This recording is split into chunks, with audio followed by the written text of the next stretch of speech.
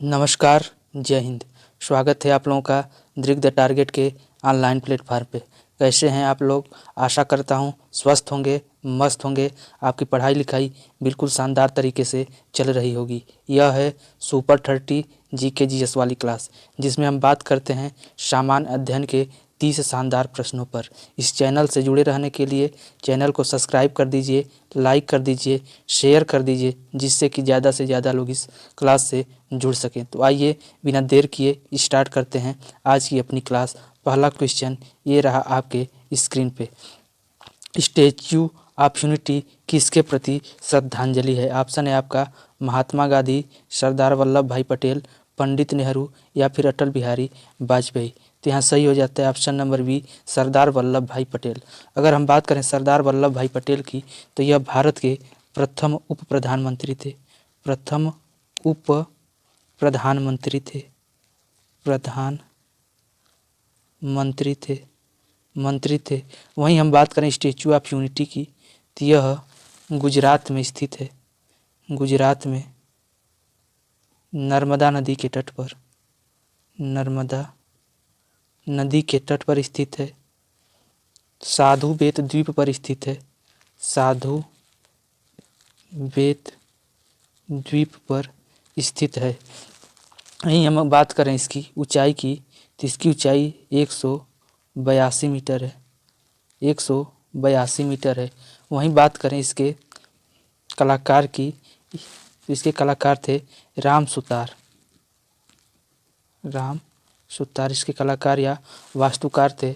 वहीं हम बात करें कि इसका उद्घाटन कब हुआ था, तो इसका उद्घाटन 31 अक्टूबर 2018 को इसका उद्घाटन किया गया था। आइए और कुछ बातें कर लेते हैं। अगर हम बात करें स्टैच्यू ऑफ लिबर्टी की, स्टैच्यू ऑफ लिबर्टी, अगर हम बात करें स्टैच्यू ऑफ लिबर्टी की, तो यह आपका न्यूयॉर्क में स्थित है। न्यूयॉर्क में स्थित है। और बात करें इसकी ऊंचाई की, तो इसकी ऊंचाई 93 मीटर है। वहीं हम बात करें अगर स्टैच्यू ऑफ नॉलेज की, स्टैच्यू ऑफ नॉलेज की, तो यह महाराष्ट्र के लातूर में स्थित है। महाराष्ट्र के लातूर में स्थित है। लातूर में स्थित है। यह डॉक्टर भीमराव अंबेडकर जी की मूर्ति है। डॉक्टर भीमराव अंबेडकर जी की मूर्ति है। अगर बात करें इसकी ऊंचाई की, तो इसकी ऊंचाई 70 फीट है। आइए बात करते हैं अगले प्रश्न की। अगला प्रश्न कह रहा है कि निम्न में से कौन सी भाषा उत्तर प्रदेश की 2 राजभाषाओं में से एक है? ऑप्शन है आपका उर्दू, अवधी, बुंदेली या फिर बघेली। तो यहाँ पर सही हो जाता है उर्दू। हम बात करें अगर उर्दू की, तो इसको 1989 में अपनाया गया गया। वहीं हम बात करें अगर पहली भाषा की, तो पहली भाषा आपकी हो जाती है हिंदी। इस प्रकार उत्तर प्रदेश की 2 राजभाषाएं हैं, एक हिंदी और दूसरा उर्दू। वहीं और हम कुछ बातें कर लें कि उत्तर प्रदेश के राजकीय पुष्प की, अगर हम बात करें पुष्प की, तो पुष्प आपका हो जाता है पलाश। वहीं बात करें वृक्ष की, तो वृक्ष आपका हो जाता है अशोक का वृक्ष। वहीं बात करें पक्षी की, तो पक्षी आपकी हो जाती है सारस अथवा क्रोच, सारस या फिर क्रोच। वहीं अगर हम बात करें चिन्ह की, तो एक वृत्त में तीर धनुष और 2 मछली। अगर बात करें खेल की, राजकीय खेल की बात करें, तो यहाँ का खेल हो जाता है हॉकी। आइए बात करते हैं अगले प्रश्न पर। अगला प्रश्न कह रहा है कि प्लासी की लड़ाई अंग्रेजों और किसके बीच लड़ी गई थी? ऑप्शन है आपका सिराजुद्दौला, हबीब उल्लाह खान, उस्मान अली खान या फिर मीर मोहम्मद यूसुफ खान। तो यहाँ पर सही हो जाता है कि प्लासी की लड़ाई सिराजुद्दौला और अंग्रेजों के बीच लड़ी गई थी। यह लड़ाई 23 जून 1757 को हुई थी। अगर बात करें सिराजुद्दौला की, तो यह बंगाल के नवाब थे। बंगाल के नवाब। आइए बात करते हैं अब अगले प्रश्न पर। अगला प्रश्न कह रहा है कि कंचनजंगा विश्व में तीसरा सबसे बड़ा पर्वत है, किन दो देशों की सीमा पर स्थित है? ऑप्शन है आपका भारत और भूटान, भारत और चीन, भारत और नेपाल, भारत और तिब्बत। तो यहाँ सही हो जाता है भारत और भूटान। आइए जान लेते हैं और कुछ महत्वपूर्ण श्रृंखलाओं के बारे में। तो इस तरीके से हम बात करें हिमालय की, तो हिमालय कुछ इस तरीके से है। यहाँ से चालू होता है नंगा पर्वत, नंगा पर्वत जो कि जम्मू कश्मीर पड़ता है। उसके बाद यहाँ पर पड़ता है केटू अश्विन जो कि दूसरा सबसे ऊंचा पर्वत है। उसके बाद नंदा देवी, नंदा देवी जो कि उत्तराखंड में पड़ता है, उत्तराखंड में पड़ता है। उसके बाद Dhaulagiri, Dholavira, Dholavira, Annapurna, Annapurna, Mount Everest, Mount Everest जो कि सबसे ऊंची चोटी है। माउंट एवरेस्ट के बाद मकालू, मकालू के बगल में जाएंगे तो यहाँ पड़ेगा कंचनजंगा, कंचनजंगा जो कि भारत की सबसे ऊंची चोटी है। उसके बाद इधर जाएंगे तो नामचा वरुआ, नामचा वरुआ। तो यहाँ पर ऑप्शन नंबर ए जो है बिल्कुल सही हो जाता है। यह भारत और भूटान के बीच में स्थित है। पहले नंबर पर सबसे ऊंची चोटी आ जाती है आपकी mount Everest, Mount Everest, Everest जो कि नेपाल में स्थित है। दूसरे नंबर पर आती है आपकी केटू आस्टिन, केटू आस्टिन जो कि पाक अधिकृत कश्मीर में है। और तीसरे नंबर पर आती है कंचनजंगा, कंचनजंगा जो कि पूर्ण रूप से भारत में स्थित है और यह भारत और भूटान के बॉर्डर पर स्थित है। तो ऑप्शन नंबर ए बिल्कुल सही हो जाता है। आइए बात करते हैं अगले प्रश्न की। अगला प्रश्न कह रहा है कि भारतीय संविधान के अनुच्छेद 243 बी के अधीन गठित ग्रामीण क्षेत्रों के लिए स्व सरकार की संस्था कौन सी है? ऑप्शन है आपका ग्राम सभा, पंचायत, ग्रामीण सभा या फिर ग्राम सेवा। तो यहाँ पर सही हो जाता है ग्राम पंचायत। आइए बात करते हैं अगले प्रश्न की। अगला प्रश्न कह रहा है कि निम्नलिखित में से कौन सा राज्य भारत में खाद्यान्न का सबसे बड़ा उत्पादक है? ऑप्शन है आपका मध्य प्रदेश, पंजाब, उत्तर प्रदेश या फिर कर्नाटक। तो यहाँ सही हो जाता है उत्तर प्रदेश खाद्यान्न का सबसे बड़ा उत्पादक है। अब बात करते हैं अगले प्रश्न की। अगला प्रश्न है इनमें से कौन सी कंप्यूटर प्रोग्रामिंग भाषा नहीं है? ऑप्शन है आपका C++, ऑब्जेक्टिव सी, सी हैज या फिर C#। तो यहाँ पर सही आंसर हो जाता है C#। कोई भी प्रोग्रामिंग भाषा नहीं है। अब बात करते हैं अगले प्रश्न की। अगला प्रश्न कह रहा है कि भारतीय संविधान अपने नागरिकों को कौन कौन सी समानता का वचन देता है? ऑप्शन है आपका अभिव्यक्ति और विश्वास, हैसियत और अवसर, विचार और अभिव्यक्ति, अवसर एवं अभिव्यक्ति। तो यहाँ पर सही हो जाता है हैसियत और अवसर। हैसियत को हम लोग प्रतिष्ठा भी बोलते हैं, प्रतिष्ठा, प्रतिष्ठा और अवसर की समानता देता है। वहीं हम बात कर लें कि न्याय कितने प्रकार न्याय की बात की गई है, तो 3 प्रकार न्याय की बात की गई। इस बात को भी ध्यान रखना है कि सामाजिक न्याय, सामाजिक न्याय की बात की गई है। इसके अलावा आपका आर्थिक न्याय, आर्थिक न्याय और इसके अलावा राजनीतिक न्याय, राजनैतिक न्याय। तो 3 प्रकार न्याय की बात की गई है, सामाजिक, आर्थिक और राजनीतिक न्याय। वहीं हम बात कर लें कि स्वतंत्रता, कितने प्रकार की स्वतंत्रता की बात की गई है? स्वतंत्रता तो 5 प्रकार की स्वतंत्रता की बात की गई है।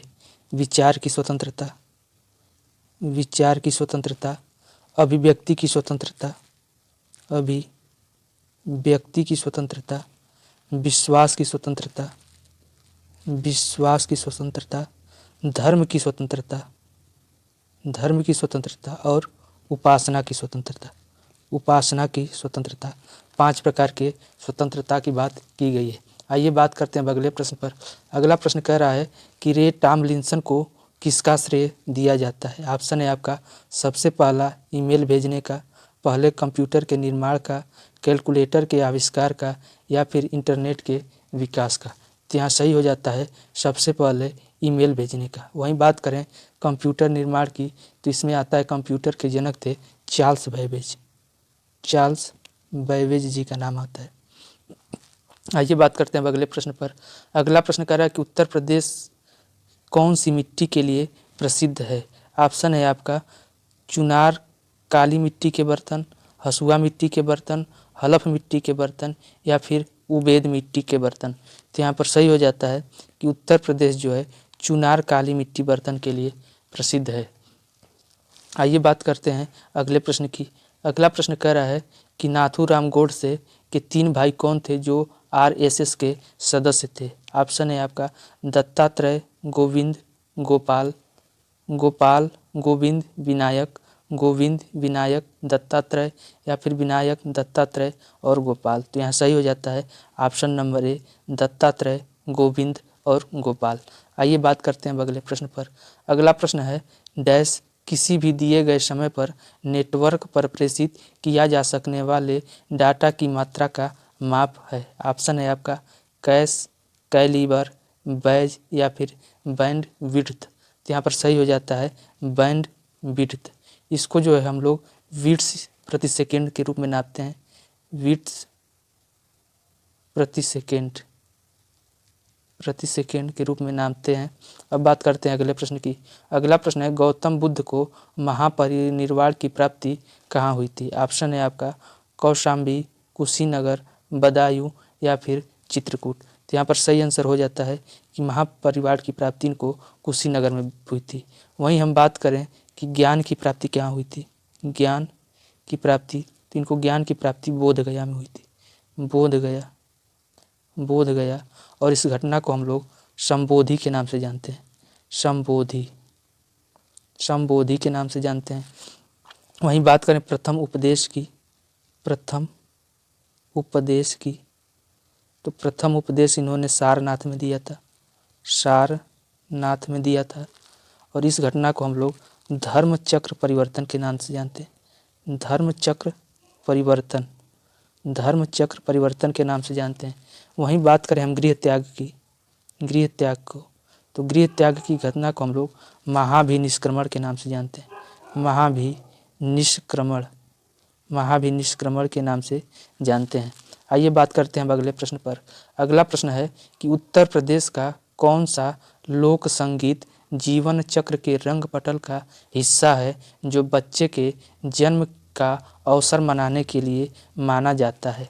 ऑप्शन है आपका कहरवा, चनैनी, कजरी या फिर सोहर। तो यहाँ पर सही आंसर हो जाता है ऑप्शन नंबर डी सोहर।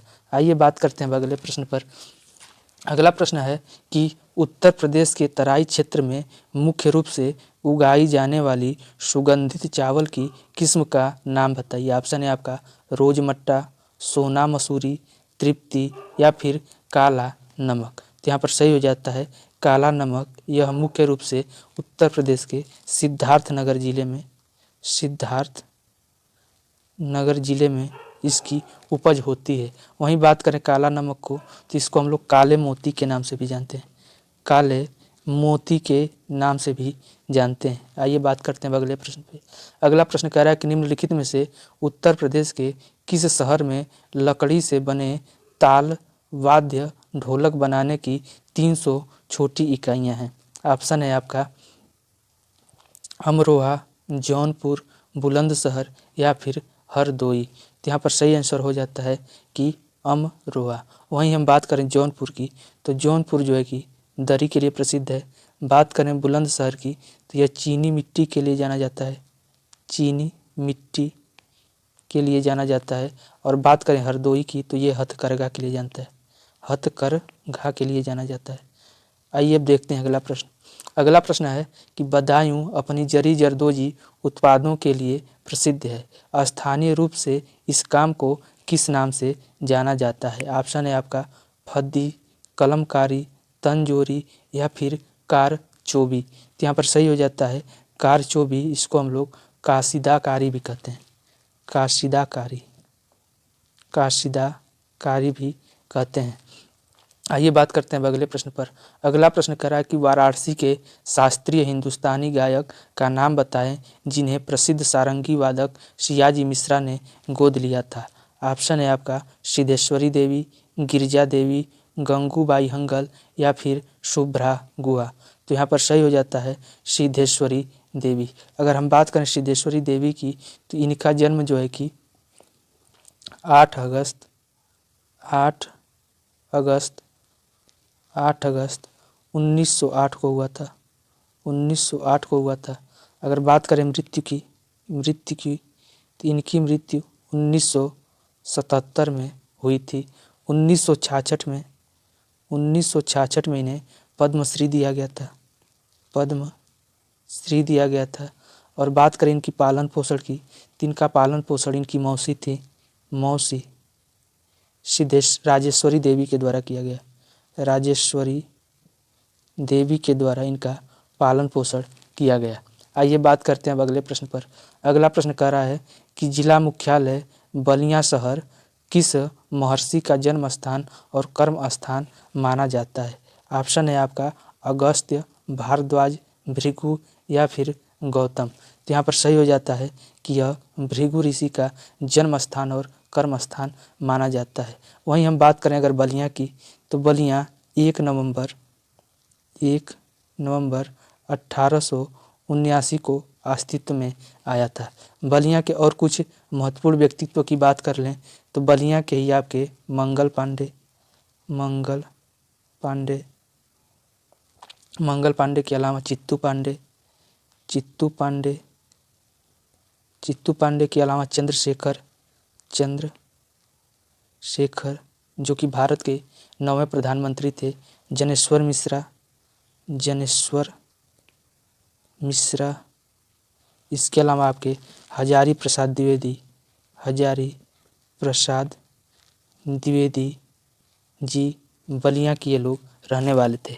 आइए बात करते हैं अगले प्रश्न पर। अगला प्रश्न है कि आगरा घराने के उस्ताद विलायत हुसैन खान ने किस उपनाम से कई राग बंदिशों की रचना की थी।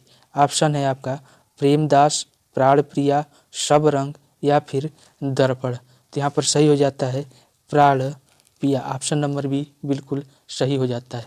अगर बात करें हम विलायत हुसैन खान की तो यह एक सितार वादक और गायक थे।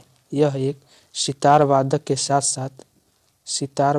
साथ साथ यह एक अच्छे गायक भी थे। आइए बात करते हैं अगले प्रश्न पर। अगला प्रश्न है कि कानपुर में स्थित कृषि और प्रौद्योगिकी विश्वविद्यालय का नाम किस स्वतंत्रता सेनानी के नाम पर रखा गया है। ऑप्शन है आपका चंद्रशेखर आज़ाद, महात्मा गांधी, लाल बहादुर शास्त्री या फिर मंगल पांडे। तो यहाँ पर सही हो जाता है option number A Chandrashekhar Azad. आइए बात करते हैं अगले प्रश्न पर। अगला प्रश्न है कि रूमी दरवाज़ा उत्तर प्रदेश के किस शहर में स्थित है। ऑप्शन है आपका लखनऊ, आगरा, फतेहपुर सीकरी या फिर अलीगढ़। तो यहाँ पर सही हो जाता है कि यह लखनऊ में स्थित है। इसको हम लोग तुर्किश गेटवे के नाम से भी जानते हैं। रूमी दरवाज़ा को तुर्किश गेटवे के नाम से भी जानते हैं। तुर्किश गेटवे के नाम से जानते हैं। अगर बात करें इसके निर्माण की तो इसका निर्माण नवाब आसफ उद्दौला ने करवाया था। नवाब आसफ उद्दौला ने करवाया था। आइए बात करते हैं अगले प्रश्न की। अगला प्रश्न कह रहा है कि 1857 के सिपाही विद्रोह में सिपाहियों को किस कंपनी द्वारा बनाए गए कारतूसों से आपत्ति थी। ऑप्शन है आपका एटकिंस, एनफील्ड, रेमिंगटन या फिर विंचेस्टर। तो यहाँ पर सही हो जाता है एनफील्ड। दरअसल बात यह थी कि पहले ब्राउन बैस नामक बंदूक का प्रयोग किया जाता था। उसके जगह पर एनफील्ड राइफल्स आ गई। तो एनफील्ड राइफल्स में कारतूस को भरने से पहले इसको दांत से काटना पड़ता था। और ऐसा पाया गया कि इसमें गाय और सूअर की चर्बी मली हुई थी, जिसके कारण इसका विरोध होने लगा और यह 1857 की क्रांति का कारण बन गया। तो ऑप्शन नंबर बी यहाँ बिल्कुल सही हो जाता है। आइए बात करते हैं अगले प्रश्न पर। खुदीराम बोस को किस ब्रिटिश न्यायाधीश मजिस्ट्रेट की हत्या के प्रयास के लिए फांसी दी गई थी। ऑप्शन है आपका किंग्सफोर्ड, शोर, क्लार्क या फिर बार्लो। तो यहाँ पर सही हो जाता है किंग्सफोर्ड के गाड़ी पर जो है कि बम फेंकने के प्रयास के लिए इनको फांसी दी गई थी। हम बात करें तो खुदीराम बोस के अलावा इसमें प्रफुल्ल चाकी भी थे, प्रफुल्ल चाकी भी थे, जिन्होंने क्या की कि आत्महत्या कर ली, आत्महत्या कर लिया, इन्होंने आत्महत्या कर लिया। और खुदीराम बोस को 11 अगस्त 1908 को फांसी दे दी गई। अगर हम बात करें कि ये लोग बम कब फेंके थे, तो यह लोग 30 अप्रैल 1908 को बम फेंके और 11 अगस्त 1908 को इनको फांसी दे दी गई। आइए बात करते हैं अब अगले प्रश्न की। अगला प्रश्न कह रहा है कि संविधान सभा की अल्पसंख्यक उपसमिति के अध्यक्ष का नाम बताइए। ऑप्शन है आपका अल्लादी कृष्णस्वामी अय्यर, पट्टाभी सितारमैया, एच.सी. मुखर्जी या फिर के.एम. मुंशी। तो यहाँ पर सही आंसर हो जाता है एच.सी. मुखर्जी। वहीं हम बात करें अल्लादी कृष्णस्वामी अय्यर की, तो यह प्रारूप समिति के अध्यक्ष थे, प्रारूप समिति के अध्यक्ष थे।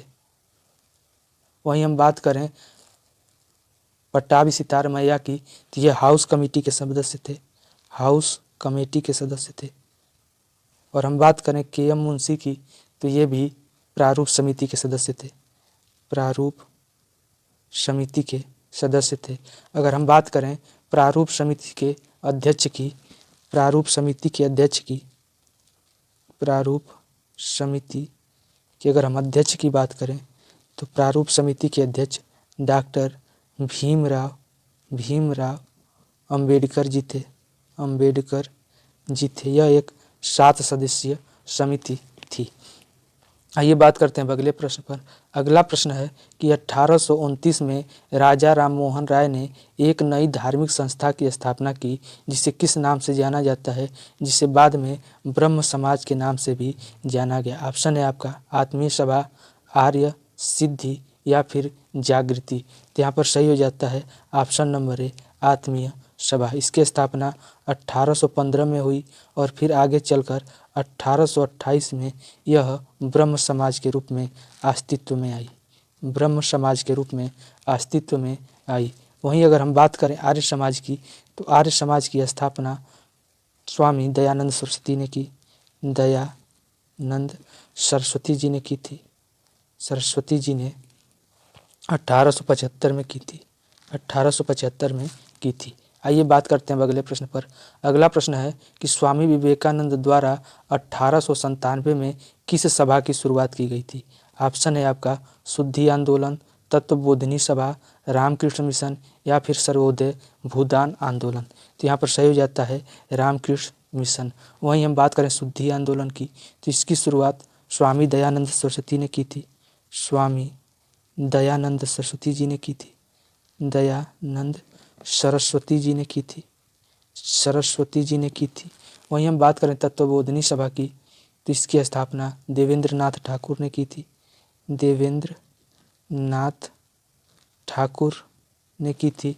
वहीं हम बात करें भूदान आंदोलन की, तो इसकी स्थापना संत विनोबा भावे ने शुरुआत किया था, संत विनोबा भावे जी ने शुरुआत किया था। आइए बात करते हैं अगले प्रश्न की। अगला प्रश्न है 1795 और 1804 के बंगाल विनियमन अधिनियमों ने क्या घोषित किया। ऑप्शन है आपका सती प्रथा को अवैध, कन्या हत्या को अवैध, विधवा पुनर्विवाह को वैध या फिर बाल विवाह को अवैध। तो यहाँ सही हो जाता है कन्या हत्या को अवैध। आइए बात करते हैं अगले प्रश्न पर। अगला प्रश्न है कि बक्सर के युद्ध के बाद कहाँ के नवाब ने इलाहाबाद और कड़ा को मुगल सम्राट को सौंप दिया, जो ब्रिटिश सैनिकों के संरक्षण के अंतर्गत आया था। ऑप्शन है आपका बनारस, भोपाल, बहावलपुर या फिर अवध। तो यहाँ पर सही हो जाता है कि अवध के नवाब ने इलाहाबाद और कड़ा को मुगल सम्राट को सौंप दिया था। ऑप्शन नंबर डी बिल्कुल सही हो जाता है। आइए बात करते हैं अगले प्रश्न पर। अगला प्रश्न है कि मैकमोहन रेखा चीन के तिब्बत क्षेत्र और भारत के उत्तर पूर्वी क्षेत्र के बीच की सीमा रेखा है, जिसे ब्रिटिश औपनिवेशिक प्रशासन हेनरी मैकमोहन ने 1914 में किस संधि पत्र पर हस्ताक्षर करके प्रस्तावित किया था। तो इन्होंने शिमला पत्र पर, शिमला संधि पत्र पर हस्ताक्षर करके जो है कि यह आपकी मैकमोहन रेखा खींची गई थी। तो ये हमारे रहे आज के 30 प्रश्न। आशा करता हूँ कि आपको क्लास अच्छी लगी होगी। चैनल को लाइक कर दीजिए, शेयर कर दीजिए, सब्सक्राइब कर दीजिए। धन्यवाद।